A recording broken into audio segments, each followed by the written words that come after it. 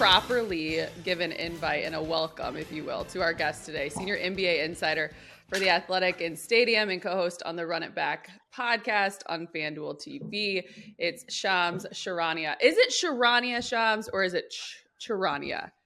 I've heard it both ways. Anything you want to call me is fine. First name Shams, last name Charania.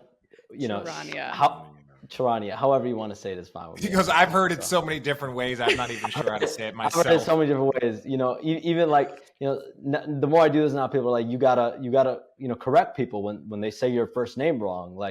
But for me, when I was in middle school and high school, people would call me Seamus, Shames, Shams, Shames, and so I've heard everything. I've been comfortable with everything. So as long as you're saying any of those, I'm honestly fine with it. Well, we welcome you. Thanks for joining us. Yeah. Channing. My name is Channing. Raymond felt my pants. Is that like, bro, are you just coming up with new ones every day? Like he changes it every other day. Every day. It was first Kristaps Porzingis, and then it was oh man. I was gonna be, I don't want to tell you, but I was gonna be well, I'm gonna tell you anyways. Luka Donkbag. Okay, here we are. I'm a child. Here we go. I love how funny you think you are. And no funny. One makes you laugh harder than yourself, Channing. Dude, exactly. I respect it. That's how I know I'd be good on a desert island by myself. Yeah. I just honestly, cracking up. Like sometimes it's just like simple Jack. That would be a good one. You guys are amazing. I appreciate both of you, but I'm going to be honest. For both of you who love social media and are all about getting those followers up, I don't think I follow anyone more than Shams. So can we actually turn our attention to our guest today? Oh, hey, we have a guest today? I can hear this all day. I'm good. I'll just hear them. Yeah, okay. Yeah. Join the pod. Or welcome to the pod. Okay, before we actually dive into some basketball talk, because I know you've got all the ins and outs, I actually just kind of want to get to know you and who you are, and because we all follow you. So many people follow you. We want the latest information. Sure. When we turn to all that breaking news, it's Shams. Where's Shams? What does he have to say? Has Shams reported it? But who is Shams? So you come to us from Chicago, which is where you're from, correct? Yeah, so I'm born and raised in Chicago. I was born in the 90s, and growing up, I loved playing basketball. Like my dream would have been an NBA player, like Channing and RJ. Like getting to the NBA was obviously my goal. So I loved playing when I was younger. I got cut sophomore year, and once that happened, I knew I wasn't going to be MJ and make it to the NBA at that point. I was 5'8", 5'9", 5'7", whatever I was. I was trying to figure out what my next path would be. I always loved writing, and it was really just combining both my passions, writing and playing basketball. And so once I started to really hone in on that, started writing for my school newspaper, started writing for a Bulls blog here in Chicago for the Chicago Tribune, and then I started writing for I was at Real GM, and I would just literally my first moments kind of covering games was 2010, 11. I would go to Milwaukee or Indiana, and because the Bulls wouldn't credential me at the time. They do credential me now, thankfully. But why wouldn't they credential you? Why wouldn't they credential you? They said because I was a high school / because it extended during college too, because I was a high school college kid. But it's all good. It's neither here nor there. But honestly, it was probably the best thing for me because Milwaukee at that time, RJ, I think you might have even played there maybe a little earlier than that. Barely. I played 82 games, 82, quick 82 in Milwaukee, quick 82. It's a different vibe in Milwaukee than it is in Chicago. Players a little bit more relaxed in Milwaukee. The arena there was set up perfectly for me to walk out with guys. So I was getting one-on-ones with players that I, might not have gotten in Chicago, or any other bigger market. So I started covering games there in Indianapolis. So that was really my first experience going and covering games. Summer League 2013 was a big experience for me. And I think just, at that point I was so obsessed with what I was doing or what I thought I was doing. And I grew up a basketball fan, an NBA fan. I loved information. I loved the behind the scenes of players. If RJ suffered an injury, I would want to know what it was and why, and how long he'd be out. I was so obsessed over the littlest things. And so for me, being in the position of trying to go and procure that information, I feel like I was living my dream. I still feel like I'm living my dream. But yeah, I mean, once I, start cold calling people, cold texting, you got to get lucky a little bit. And then I was at Yahoo, and now I'm at The Athletic in Stadium and FanDuel. It feels like you've been around forever. It feels like he's been around right. For like when did Twitter start? Like I think Twitter started like 2010. Yeah, 9, 10. I think Shaq was one of the first, right? He was one of the first. I think he was like 08, honestly. I think he was he was one of the originals for sure. I got in August 2010. So I was kind of, I don't know when you guys got in. I always 2019. Oh yeah, that's right. RJ wasn't late. But now you're on TikTok blowing it up and IG. You can't even keep up with your reels now. So you're on another level. Yeah, it's if you're gonna do it, you might as well do it. If you're gonna do something, might as well fucking show up. But yeah, I still remember Charlie Villanueva. Charlie Villanueva is the person to me that CV believe Twitter. Yeah, when he launched Twitter, in my eyes, they were like, I was like, bro, why is everyone asking about what's tweeting at halftime? What did you do? He's like, oh, there's this app that you can do this, and I'm like, what? I was like, what the? You're sending messages to the world at halftime, bro? And yeah, what did he say though? He said, struggled in the first half. Coach got on us at halftime. Got to step it up in the second half. So he gave like a report.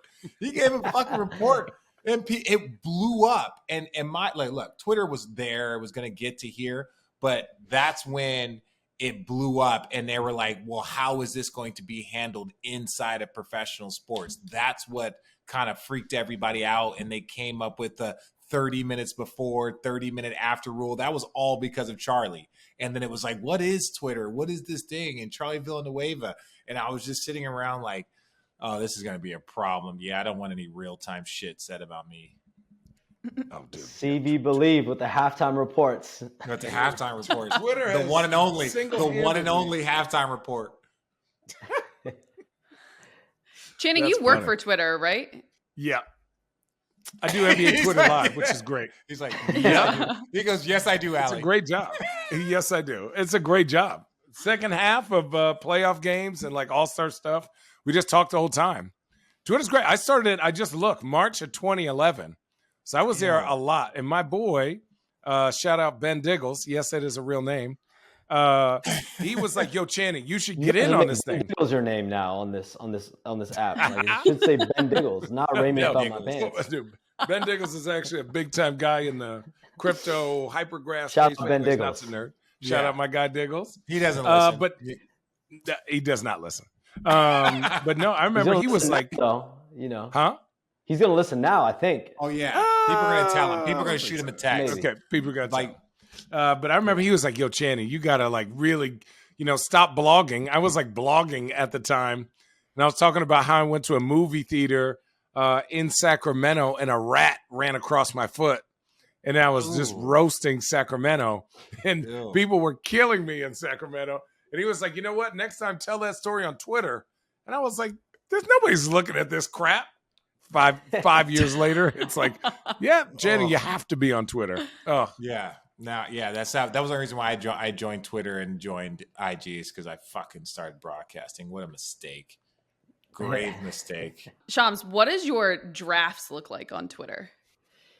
I try to empty them out, honestly, every week, because I'm like very paranoid that there's going to be a day where it's very easy. Like you guys would be surprised. Like you can like things very easily. You can pocket dial and pocket text. It's actually pretty easy to do that. So I'm like very paranoid that one day I'll have my phone in my pants and I'll be scrolling accidentally and I'll accidentally tweet something. So it can get filled, especially around trade deadline, draft, free agency. You could have anywhere from 10 to 20 in there, locked and loaded. But for me, I gotta empty those out pretty quick, Allie. I can't. My question is this, right? Insane. My question is this: let's say little birdie A says, "Yo, Richard Jefferson is getting traded to the Nets." Trade him for A, B, C, and D. Trade him. But how many other people do you have to verify this with? Do you talk to another little birdie who knows this birdie, or without telling me your process, how do you verify these things that are unverified? Like, everyone has these trade speculations, and not one trade speculation ever happens, ever, right? No one's ever said, hey, I think KD's going to the Suns, and then all of a sudden it just magically happens. It's just like something random. But like, how many lots people of people actually said that? A lot of people actually said that, Channing. No, I'm just joking. But if Shams tweets like, it, then you know it's real. Then you know it's real. Right, but like yes. Yeah. But so how do you get that verified? Like, how do you know somebody's just not bullshitting you? Yeah, I mean, I think that just comes through time, right? Because early when I was starting out, I didn't know. So I was like deer in the headlights, had no idea who to trust. But I think over time, like RJ said, I'm like an old man. Yeah. I'm 28, but I feel like I'm 38. Old man, damn. LeBron's 38, but plays like he's 29. So like we kind of swapped ages. I feel like I'm 38 a lot of the time. Just because the more you're still the Riz God. Like, you're still the Riz God, man. Oh my God. Oh God. So for me, I mean, I think now I've gotten to the point where I kind of have the Rolodex and the comfort. Like if this person or these people are reaching out to me about this specific topic, like I'll know instinctively, do I trust it? Do I not trust it? And honestly, a lot of my job is just weeding through the BS and just at the end of the day getting through to the truth. Because at the end of the day, the way I view myself is how I was coming up. I was a fan. I always loved absorbing all the information, all the articles, everything out there, all the content. And so I'm honestly just feeding that to myself because I was the fan. The fans that I cater to right now, I was that person, 10, 12 years ago. So now that I'm in that position, it's definitely, it's a lot of responsibility, but something that I definitely enjoy. That's dope. You're like, oh, no. I'm psychotic. I want all of this information myself because I'm a big fan. I want it anyway. I just happen to share it with you fuckers. That's really what's going on. That's it. You're like, I would do this if I didn't report, which I dig. I like literally, if I wasn't doing what I'm doing now, because when I was growing up, both my parents are in the medical field. So like, that's where I was getting pushed. It's that Brown cliche. It's like, okay, I didn't want to say it. You did. But people that are brown know that that's like the stereotype, and sometimes it's true, sometimes it's not. But kind of brown, different. Being browns. a doctor, being a physician, like that was like the ultimate dream. I'm sure that my parents had for me, but I actually you were such a failure to your parents. I was a unit concierge on my mom's floor from junior year of high school to freshman year of college. And I remember, all I could do was obsess over this. And so even if I wasn't doing this right now, I would be probably in a basement somewhere just obsessing over this anyway. So while going on to be a very successful doctor. Yeah. You're like a doctor, but you're like just a little less successful because I'd occupy my time elsewhere, but just a little less successful. Yeah, we're gonna have to chop off your toe. Did you hear about that Kobe trade? Yeah, I was gonna say, you hear about those stories of the doctors like singing and talking about their like life outside of while doing surgery. That'd be Shams. You mean like Patch Adams? Totally be talking about. You want him to be Patch Adams? Oh my God. Anyways, really quickly, Richard, coolest story. What? What'd I do? What? I'm just about to ask him a question. Yeah. No, you had a story first. We want to hear the story. The story is associated to the question. Mr. Impatient. All right. No, so the story is this. I think it was right either when I got to the bubble or shortly after. You broke that President Trump got COVID. Correct me if I'm wrong. That's what they say. That's what, okay. That's what they say. That's ladies and gentlemen at home listening. That's him being very humble and saying yes. Like I'm not going to like sit here and take a victory lap, but allegedly there is conversation that I was the person that allegedly accusation. Allegedly, he don't want the feds on him. I was terrified. I thought my door in the bubble was going to get broken down. Yeah. But I remember it happening, and everybody's minds were blown. They were like, how on earth, which is, again, it's a compliment to what you do. And like, again, like, is it the draft thing? Is it like, how do you, cause that's not even your field. That's not even your like, when does world. That even pop up? Yeah.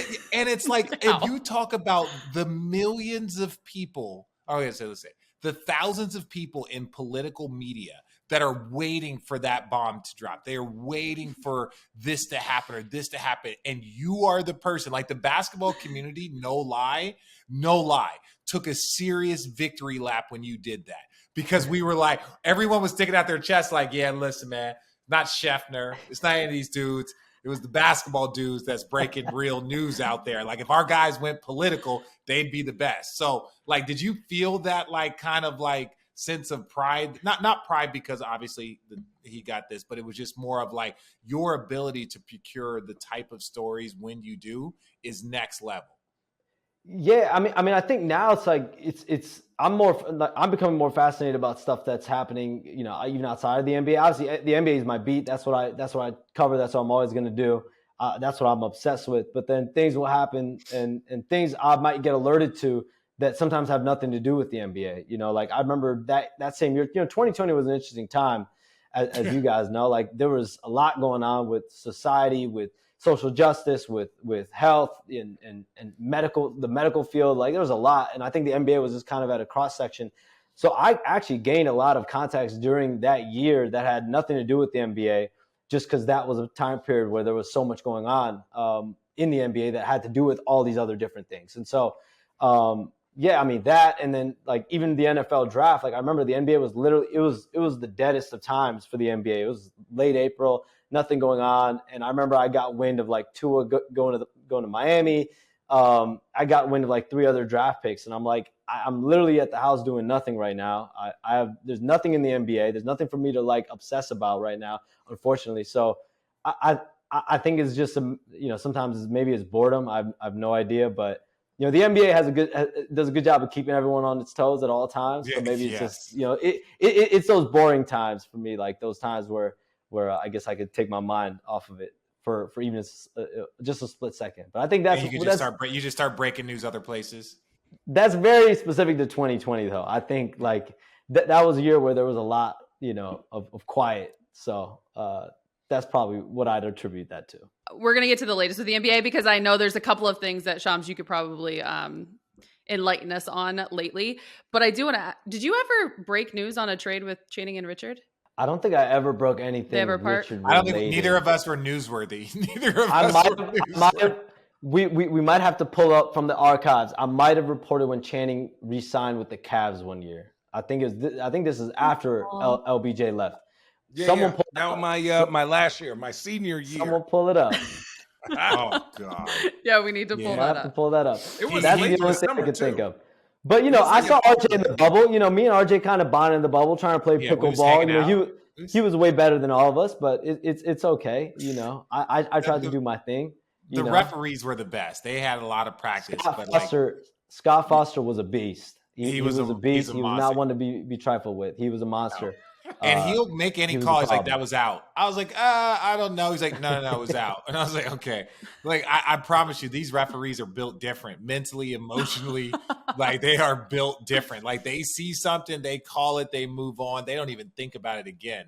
And I was just that's the way of blowing steam, though. They were all blowing steam in the bubble, you know. The players getting on them, and they were just taking out on all of us. You know, we have nothing to do with it, but they just want to take it out on us. So it's Shams, you actually have we played a lot of pickleball.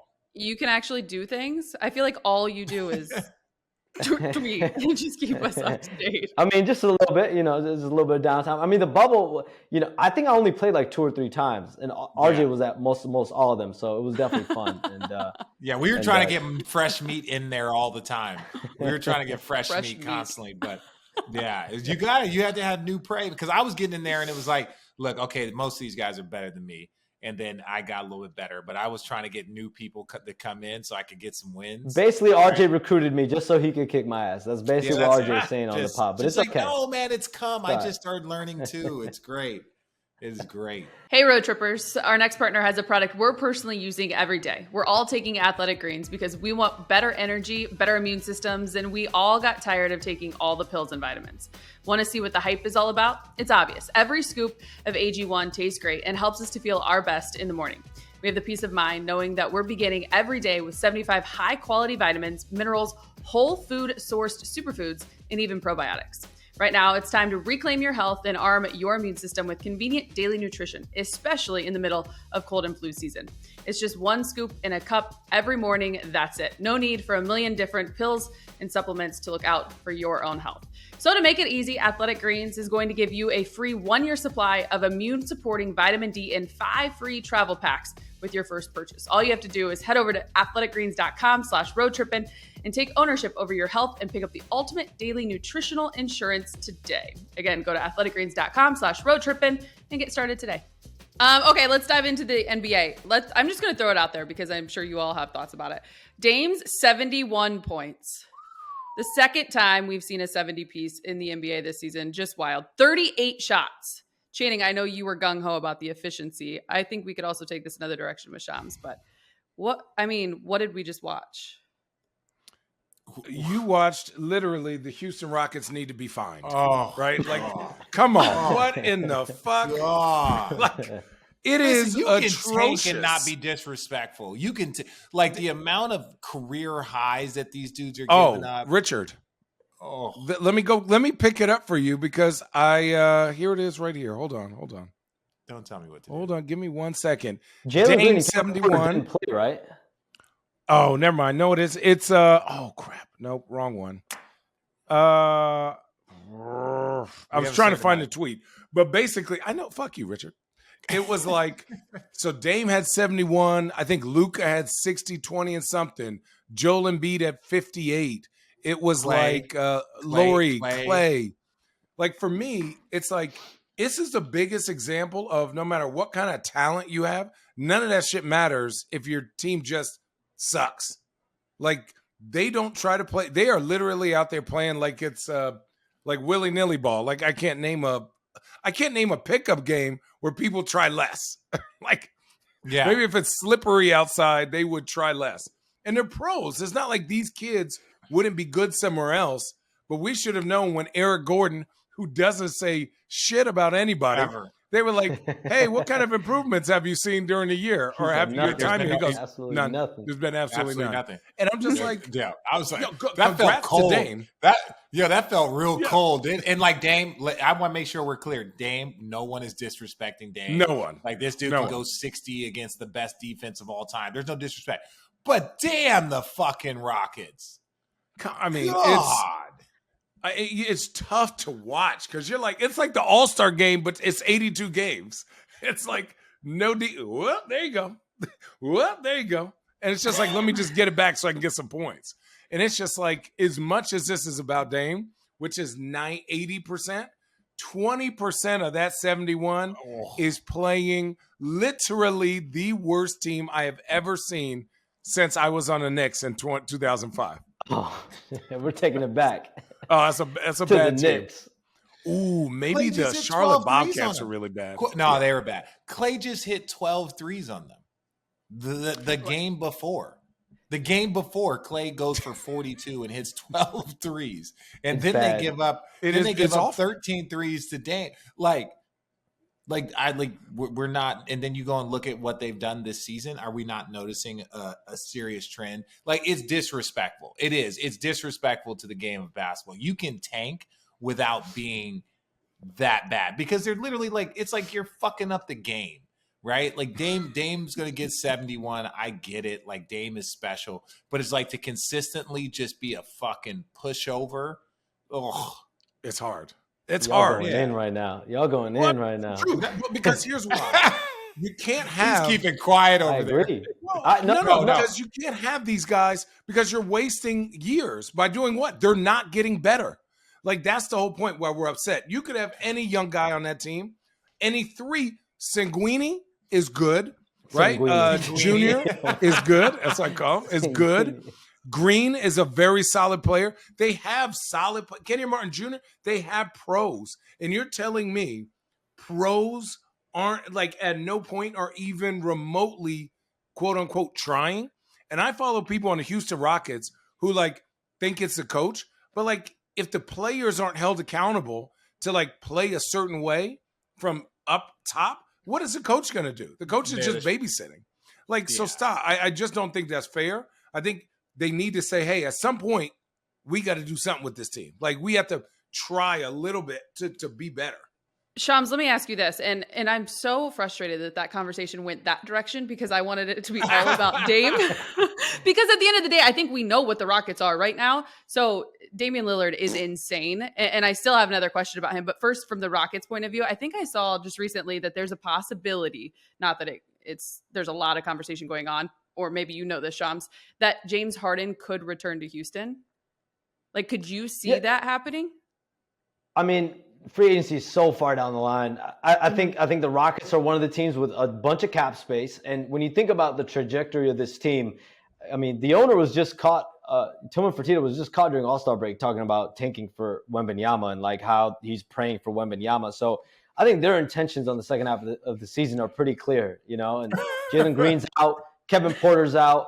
You have the owner during All-Star break saying, pray for Wembanyama. So that's obviously very interesting. But I think as much as they have wanted to be in this position where you're tanking and trying to get these players, I do think there's a level of pride there that they're kind of missing on right now. And I think they themselves know that they have to be better. And that's why there's going to be a lot of pressure on that organization this summer. They're going to have $60 million plus in salary cap space this offseason. So whoever it is, James Harden, I think Kyrie Irving is going to be on the Rockets list too. That's another name that hasn't been discussed, but he's going to be on their list depending on where he goes or what happens with him. Although he seems very happy in Dallas. They seem very happy with him.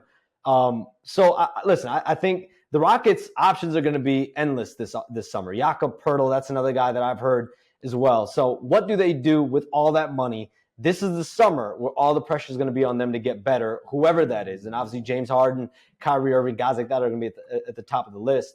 And then, as far as Dame, the thing I'm most impressed by is he's 32 years old. He's averaging career high in points, in field goals, in three-point percentage, in three-pointers made. He's been unbelievable this year. So, points per game, he's doing everything. And I think that team needs to get him help for sure. And it sucks right now with no Anthony Simons, no Nurkic in the lineup. But you could have him in the top five. Can you get him help though? Like that's what no. And this is not a disrespect to Portland. I think Portland's a great place to play, great city to live in. I got no disrespect. I've enjoyed Portland.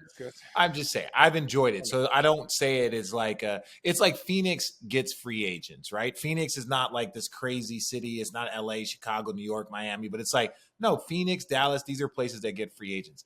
Can Portland be in that same class, right? With Dame at 32, with the structure, it's just like the biggest frustrating teams for me are teams like them and Washington. Now I know they are better than Washington and have historically been, but it's like there seems to be this weird limbo. We have an all-star top tier player and we can't figure it out around them, but we don't want to let go of them. And we just kind of float in this mediocrity for like 5 years. Yeah, I don't know if a player is going to Portland on a free agent deal, but I mean, honestly, they've tried to be aggressive in trades. They just got Jeremy Grant. They gave up a first-round pick, got him, and I think he's been a great fit. But you look at Anthony Simons, Nurkic. Do they have a real true secondary star? They had CJ McCollum there. Now they have Jeremy Grant there. I don't know, but listen, Damian Lillard. I mean, you guys know him as well. Like he's clearly shown that. Even when push comes to shove, he wants to stay in Portland. He's gonna ride it out in Portland. But if this team doesn't make it to the playoffs this year, if they miss the play-in as well, what happens with his future? He's gonna be 32 going on 33. That's an organization that's kind of gonna be at a crossroads. I'm very curious to see. A lot of this is determined, whether they make the playoffs or not. They're only a game out of sixth place, which is crazy. Which is wild. They've been. Which is wild, right? Game out of sixth place. There's 12 teams. That are the Lakers, I think the Lakers are a game and a half out of sixth. Let's go, Lakers. 2.5, dude. 2.5. 2.5. There you go. There you go. Just it was 4. Wasn't it 4 though? Yeah, it was 4. Okay, so we'll get to the wins in a second. I want to finish this with Dame because I thought his quote was the best. They better pray I don't win a championship for the Blazers. I thought that was amazing. RJ, what does that mean? RJ, translate that for us. Please. Basically, that means that and he feels some pressure because he has chirped and talked shit, right? Respectfully so. He's entitled to his opinion. Everyone loves Dame universally. He's a well-respected player, media around the league. He was chirping basically, I think when it was like Paul George and there were some other guys talking about in the bubble, a lot of talking shit. He's like, I'm not jumping ship, like blah, blah, blah, saying like, I'm going to do this the hard way, very similar to how Giannis, like, look, I did it the hard way. I got drafted. I did that. That's the legacy that Dame wants. So let's now, not compare Giannis to Dame, okay? Like, you had Brooke Lopez, who's an all-star. You had Drew Holiday, who's an all-star. You have an Eastern Conference coach. Like, is the ability to do it where you get drafted, right? To do it where you get drafted. Giannis talked about D Wade was like, he like posted about D Wade after he won a championship, the guys that did it the hard way. So that's what Dame is on. Dame is like, I want to do it the hard way. And so I think that for him to ask out, it would look very kind of like, oh, you changing your tune. Oh, you switching up now, blah, blah, blah. Now, if Portland were to trade him, that's a different story. But I don't think Portland is going to trade him. I'm gonna say, but I'm saying Portland, like, unless he wanted out, like type thing. And I don't think he wants to ask out because he's chirped so much. Not too much. As someone who lives in Portland, you've sat courtside in Portland, you've done some work with the Blazers, you have a different connection. Do you think that Portland should let him? Okay, so I'm gonna take it from like the organization's point of view. I'm gonna say no. Now, here's why I say no. Damian Lillard is Jesus out here, okay? Everywhere he goes, everything he does, he walks on water, right? I know it's raining, but he would walk on water regardless. Okay, so for me, what he's about and what his brand is, it's hard to replace that with any one or two players. So for me, as an organization, I can't let that go. I think Portland is looking at this like Dallas looked at Dirk. We're going to ride this out, and if we're bad, we're bad. But, hey, we're paying you to be this guy. Whatever you need to do in the city, he gets everything for probably eats for free, drinks for free, moves however he wants to move. And then if we're bad, we're going to get young talent to build around you. So they tried with Jeremy Grant. They tried with Josh Hart. Anthony Simons, I think, is special. He's still learning how to play the complete way of the game. I think Nurk is 50-50. I think you can't be a good team in this NBA if you don't have a bouncy center who can switch. That's just my opinion. And I think they're tiny. They're a very tiny team. So this summer, if they're looking at them, dude, they're so small. And they're like, hey, this summer, we're going to go find these type of guys. And Shams knows this. I got word of certain things. People were asking 4 and 5 first-round picks for some, I would say, mediocre players. Teams were demanding the most for some players that may or may not make you a championship team. So I know that the Blazers are like, how we can't give up all this for that one guy. He's not going to move the needle. So I think they're going to wait till free agency and say, here are spots where we're going to bring in vets and maybe overpay the vets to be around Dame Lillard. Channing, are your sources referring to OG Anunoby, or who are you referring to right now? You know, just say it. How crazy was that? Thank you. Call him out in his bullshit. Damn. No, he knows what I was talking about. What are we doing? 5 first-round picks? You better stop it. Okay. Stop it. 3? I saw 3 was great. I got some Road Trippin. Only on Road Trippin. Do we trip? Team up on some information. No, because I was, obviously you sit around and you eat and you talk and you're just like, why isn't there more movement? And I think, again, Rudy Gobert fucking summed up when Minnesota gave the bag to Utah for him. That definitely changed the market up, though. I think we're going to be seeing that for at least the next 2-3 years. I mean, we saw it during the KD trade. You don't think so? I think that'll be like the bar for a minute, no? Man, second-round picks are getting tossed around like the work. That's what I'm saying. What is the work? 5 second rounders, 4 second rounders, 3 You take 5, you take 4. I'm saying first rounders, though. I feel like teams are going to demand like a lot now for medium range players, top range players, everything. That's what I think. Yeah, I think the Rudy Gobert is the outlier. I think what the Phoenix Suns gave up for Kevin Durant is more realistic. Mikal Bridges is special. I think Cam Johnson is special. And I think them giving up their first makes sense for Kevin fucking Durant. That makes sense. What Minnesota gave up for Rudy Gobert, no offense to Big Old Burby, but hell to the no. Hell to the no. And I mean, talk? where are they at right now? So end of the story. Utah's in the bag, and they're 10. Like 500. I'm sure But, Minnesota's like a game out of 6. They're a game out of just like yeah, everyone else. are.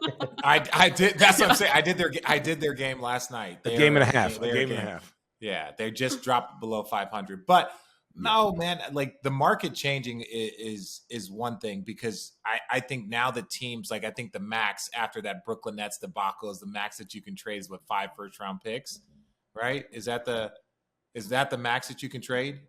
Like I'm saying, you can't trade up to 5.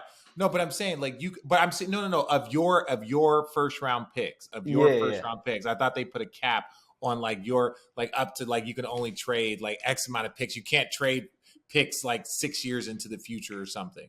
Or am I missing that? There's something.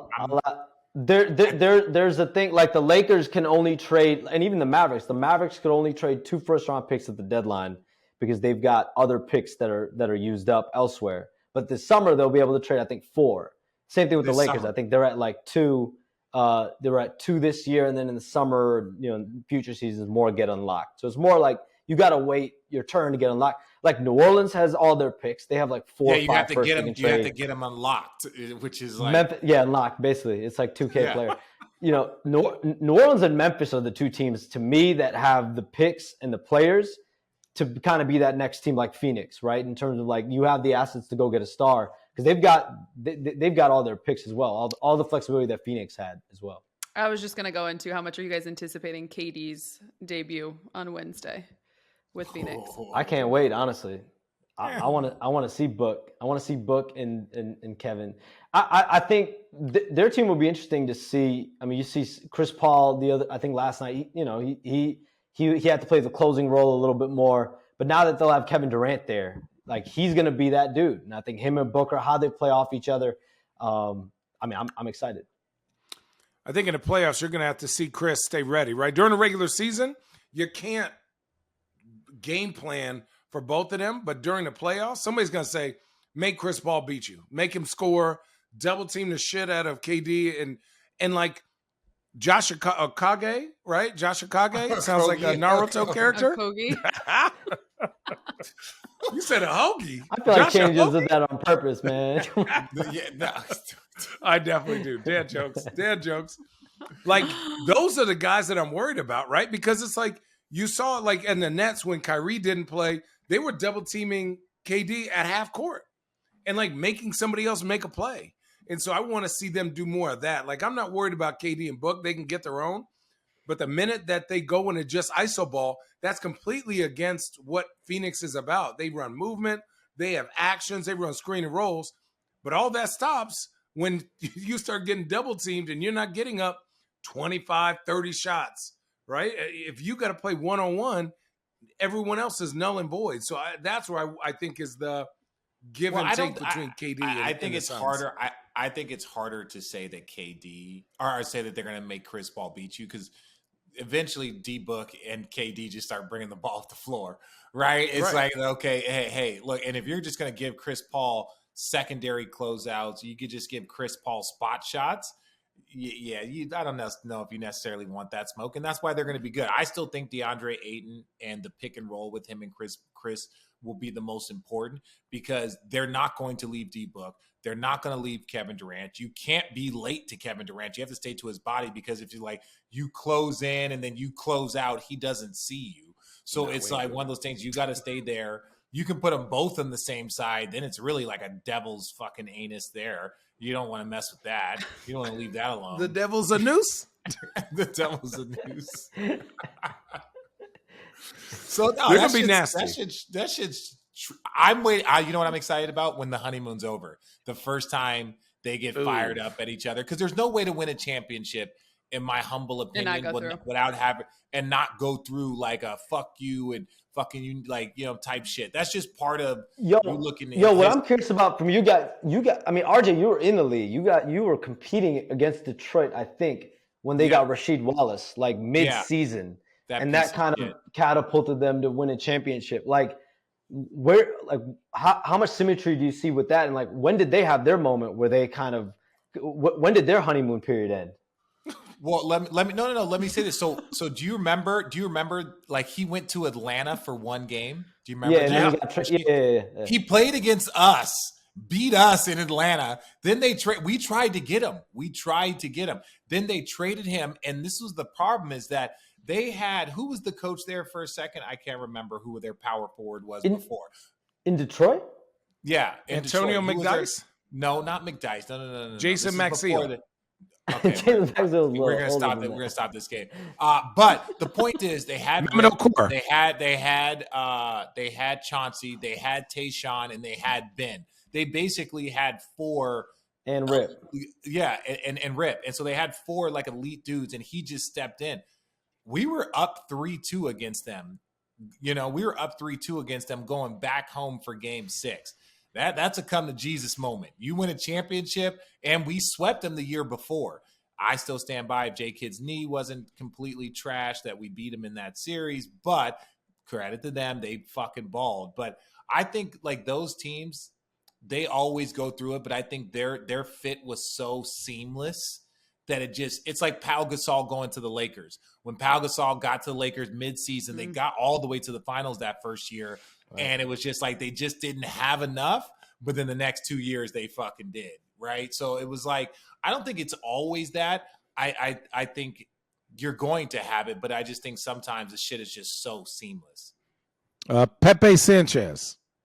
No, bro. He was a coach. He ended up being the coach for them for a while. Yo, man. He ended up being a coach. He was like Danny a Players Manning? Association. No, Wow. He was Players. 2002, Danny Manning was their forward. Memon Okor, Tayshaun Prince, Corliss Williamson. Okay, who? No. Keep going. Ben Wallace, Ziljeka Rebecca. Memo Okor. That was Corliss impressive, Williamson, Channing. Darvin Ham. Shout out Darvin Ham. Eldon Campbell. It was 2001. Who was their starting power? Oh, who was their starting power? 2001. In 2001, we swept them in the conference finals. Who was their power forward? Brian Cardinal. Keep going. Jerry Stackhouse. Corliss Williamson. Rodney White.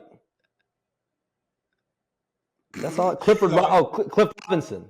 Richard, you have bad memory, dog. Come on. Let me get on this shit. Let me get on this shit. Y'all We're literally looking at the same thing. Michael Curry. That's who I was my talking God. about. I knew That's who I was talking about. Steph's cousin? No, literally, they had Michael Curry, Cliff Robinson, and Ben Wallace, right? Like that was yeah. Was Michael Curry a problem for you guys? No, he wasn't a problem. He was like, with all due respect, Michael Curry is a very great professional. He was a problem for them. He was a problem for them because it was like you had a problem. Well, no, I'm just saying, like, you had All-Star and Chauncey Billups. He wasn't an All-Star at the time. Like, he developed into that. But Rip Hamilton, Tayshaun Prince was a lottery pick. We saw what Tayshaun became. And Ben Wallace was the Defensive Player of the Year. So now you add an All-Star power forward at the exact position that you need, right, to have, like, that complete symmetry of, like, 5 elite high-level players. So that's what I'm saying, like their power forward spot. But back to what you guys are saying. Like, that's the player I couldn't remember, Curry. Richard, what teams are you buying or selling in to make the playoffs? Okay, I'm going to give you 6. Okay. So, okay. Hey, who's the guy that just bought the Suns? What's his name? Matt Ishbia. So we're going to call it either Ishbia or Sarver in it. Oh. That's not funny. That's not funny. It's a little funny. Are you sarvering it? Are you Ishbia? I don't know if I want to sarver anything, but we could. Don't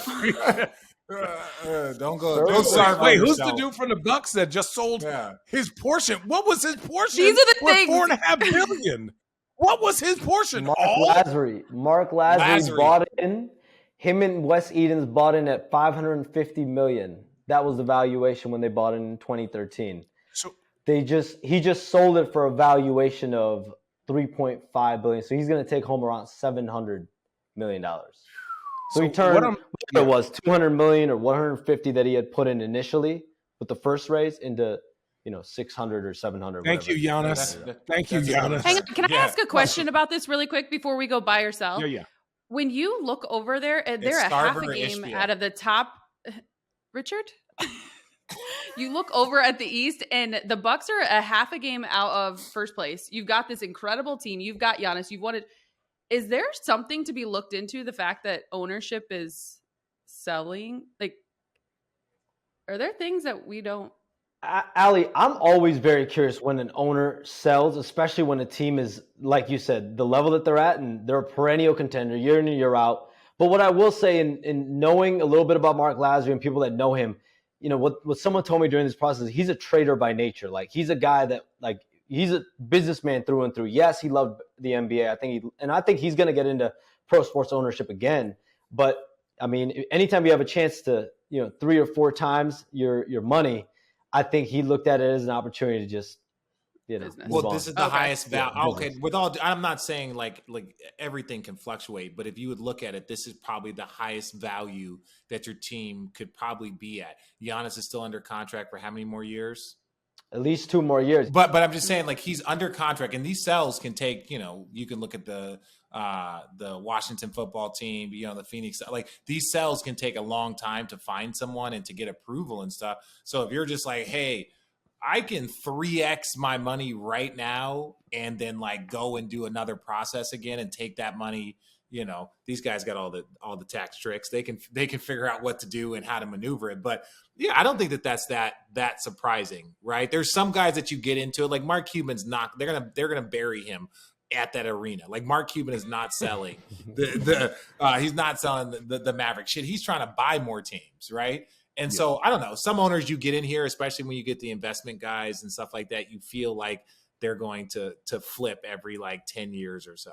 That's just my humble opinion. I think let's look at this from like a 30,000 foot view. The Boston Celtics are really good. Fuck you, Richard. The Boston Celtics are really good. Obviously, the Milwaukee Bucks are really good this year. Drew Holiday's getting old. Middleton's getting older. Brook Lopez is getting older. Bobby Portis isn't a spring chicken. Like, Joe Ingles isn't a spring chicken. Like, they're going for it.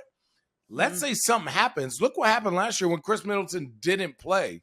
They're one injury from a first-round exit or a championship. So if I'm owning the team, I'm like, shit, I'm bet on black 3 times. Do I bet on black one more time? Nah, homie. Yeah. I'm taking my money and I'm going home on a PJ.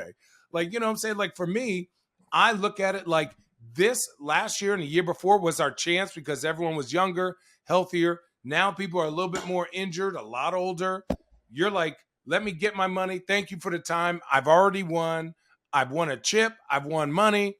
I'm good to go. And let me start this process over. Weren't we doing Sarver Ishbia? Let's do it. Buy or sell. Our accredited team is going to hate you, Richard. Buy or sell the new Atlanta Hawks with Quin Snyder.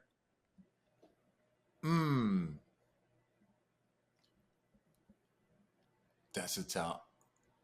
I'm going to Ishbia them. I'm going to buy them. Ooh. Right? Ooh. This is why. This is why. You think Quinny gonna do it? No. With all due respect, I think Quin comes that means from you're a gonna very say something structured. Disrespectful.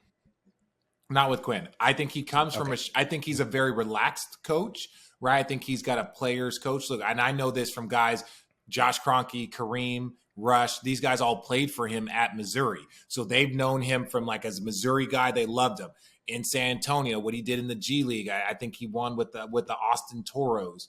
Then he goes to Utah and made them what they are. So I think his ability to connect and understand his group, I think is very unique because I've heard that from players on multiple different levels over 20 years. So I think that's good, but I also think there's a level of him that's from the San Antonio tree where they're very regimented, they're very structured, they have consistency. That's what they breed, right? So I think while Nate McMillan might have been trying to implement structure, but I think it might have been it was just there. It seemed combative at times with the whole Trae Young and just the whole crew. The energy just feels a little funky. So I just think I'm gonna buy that if there is a coach out there that has a name that we like, we know about. I think Quin Snyder seems like the type of guy that I would If someone can fix it, it's him. If he can't fix it, they're probably going to make some major moves. Okay. Shams, what's the deal with Quin? Oh, go ahead. Never mind. What was the official deal with him? Yeah, it's 5 years, $40 million. So $8 million a year. So, that's their guy. Like when you think about franchise cornerstones and pieces, I think they're doubling down on Quin Snyder. And so everything that's going on the last few months with Trae Young, I think this does give that organization like a pocket of these next 2 months to figure out, can Trae Young and Quin Snyder coexist? Just, how does Quin Snyder view Trae Young? How does Trae Young view Quin Snyder? I think these next 2 months, I don't know if I'm Ishbeing them or Sarvering them, but I think I'm definitely keeping a close eye, because if that partnership, if that's not going as well, this Atlanta Hawks team is going to have a lot of decisions to make, and a very serious look at Trae Young. But I've heard nothing but optimism around both of them, around Quin Snyder and Trae Young, and wanting this to succeed. And I think Trae Young is going to look at this. He's going to want this to work. He really has to have this work for his sake. Two coaches that are in and out, and now Quinn's going to be the guy no matter what for the next how many ever years. Well, the Hawks have the leverage again. Hey, Trae Young. I need to tell you this, homie, because I like your game. I think you're fun. I think you have great energy. If they pay a coach $8 million, he has a lot of control. This ain't the same shit that you was dealing with. Like $8 million means, hey, coach, we want your assessment of Trae Young. If they're like, hey, they don't, coaches that get paid $3 million, $4 million, first time head, if they bring in a coach that's been to the playoffs X amount of times, believe me, like he's going to get to pick what ingredients he's cooking with. That's all I'm going to say. RJ said it. Allie, RJ said it. I didn't say anything. I don't know. I agree with him. Teamwork. The team gets the leverage back, right? It's like, okay, for me, I think it's a great move. Here we go. Figure out if I'm. Come on. There we go. Okay, New Orleans or Minnesota? Who finishes with a better record? Oh. Also, did we see Zion's outfit last night? No, I didn't. I didn't see it. I'm going to check it out right now. Turtleneck. Pull it up. Oh, you got a yellow turtleneck. Pull it up, Chang. You look like a Ninja Turtle. Turtleneck? What? No. Yeddle. Construction pants. It was so funny. I love dude, the guys' fashion nowadays are crazy. Shy. You talking about this? Yes. Oh, he fancy. No. Let me say this. I'm going to Sarver. I'm going to Sarver the Pelicans. I hate this game. And I'm going to and I'm a Ishbia Minnesota for this reason. I think the addition of Conley, I think obviously once Karl Anthony Towns gets back, I think that gap that was there with Rudy Gobert, I think can be bridged a little bit with Conley, as the point guard and the guy that's just distributing, because he's just a ball control guy that gets everyone involved. New Orleans, to me, I just can't bet on Zion. I like his game, like him as a human being, like a person, but if I'm a betting man, I am never betting on Zion Williamson. Not yet. You have to prove that. Like, listen, if someone were to be like, hey, Shams, I bet you $100 that LeBron's going to average 25 points a game next year. Would you take that bet? Would you say, no, I don't think he's going for to? sure. Or would you take that? I would yeah, because the motherfucker's done it for 19 years in a row. If you tell me like, hey, I'm going to bet that Zion Williamson's going to come on at the end of the season and come on strong, and they're going to do, you're going to be like, well, we've never seen that shit, so why would I bet on that? So that's why I'm sarvering the Pelicans, and I'm Ishbia-ing, is that a thing? The Timberwolves. Next You've got question. one more before we have to let Shams go. Where are you going? Okay, Shams? here we go. Nobody's got more jobs than fucking me. This is all. Malika. How about this? What about do you, whatever your Sarver and Ishbia, the Sacramento Kings getting out of the first round? I am Ishbeing them getting out of the first round. I'm Ishbeing. So you think so? No. RJ needs to light the beam. That's what needs to happen. He needs to light the beam in Sacramento. No. See? They have overachieved to a certain degree their level of consistency, and that is a compliment to them. My humble opinion is that your first time through the postseason, they are in a very precarious spot in the sense of this. They're most likely going to get a veteran team. right? It could be the Golden State Warriors. It could be the Lakers, right? If they're they're in 3 right now. So let's assume that they hover around 3, so they're going to get 6. Even like, so there's there's 12 teams that could be a variation. Let's just say hypothetically, if they get a veteran team, a lot of those guys don't have a ton of playoff experience. I know what's the name does? Big fella. Sabonis does. Right, from Indiana. Yep. Didn't he have some early on? So there's we had to play. I had to play. He came off the bench. The Red Rocket. He's got some playoff experience. A Red Rocket? As you mean Red Velvet? Oh my God, the Red Rocket is on a dog, Richard. What? What are you talking about? Isn't that the wagon? Don't they call the wagon? Isn't that a Red Rocket? No, Richard. Oh my God. I'm sorry, Shams. You had to deal with You this. keep that. Don't edit that shit out. The Red Rocket. We're not. Maybe we're that not. was Matt. We used to Don't call Matt say it out Bonner the loud. Red. We used to call Matt Bonner the Red Rocket. Yeah, Okay. that's the only Red Rocket I know is Matt Bonner. But See, thank you. It's not like an offensive you have to nickname. do is Oh, Mr. go Raymond Google, felt my pants. Raymond go felt my Google pants. Red Sorry, Rocket. you're offended. I don't know if we want to Google that. Don't Google. Yeah, never mind. No, please do. Please do. Shams, you're amazing. I hope this has been a worthwhile hour for you. Don't you have fun, bro? appreciate you guys having me. RJ, always a pleasure. You know, reuniting from our bubble days. Channy, it was good seeing you in Salt Lake City. You know, on the fly, you were moving and grooving. Oh, And Ashley, it's always a pleasure seeing you. We saw each other a lot during those Cavaliers finals years. Not as much. I now. know. You're in LA, I'm over in Chicago, but hopefully I'll see you as well soon. Man, I we saw you appreciate last year man. during summer league walking through the wind because we were out there for road tripping, and I was like, "Oh my God, that's Shams! I can't say hello. I can't Doing talk. nothing. Oh my God, I was doing nothing. No, I was probably doing nothing. thumbing. You were thumbing. I was thumbing. Oh man. You were Always. thumbing. You're Always. amazing. Always. Thanks man, for we joining us. appreciate you. thank It's you. another edition. Hope you of have Road fun, Trippin'. man. We like to fuck around.